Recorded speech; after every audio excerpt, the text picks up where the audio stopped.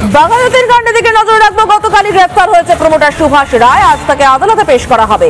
নেতাজি নগর থানার পুলিশ তাকে গ্রেফতার করেছে এবং আদালতে পেশ করবে আজকে।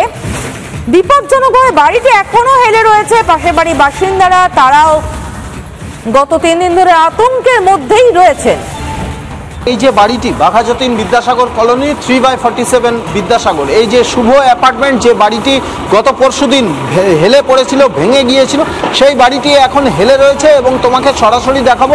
এই বাড়ি ভাঙার কাজ চলছে।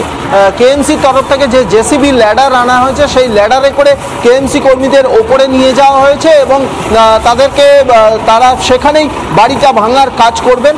কিন্তু সমস্যা যেটা হয়েছে, এই বাড়িটি যেদিকে হেলে রয়েছে, অর্থাৎ এই বাড়ির পেছনে যে নীল রঙের বাড়িটি, সেই বাড়িটির দিকেই এই বাড়িটি হেলে রয়েছে এবং নীল রঙের বাড়ির বাসিন্দারা কিন্তু তারা কার্যত এই মুহূর্তে গৃহহীন অবস্থায় রয়েছে।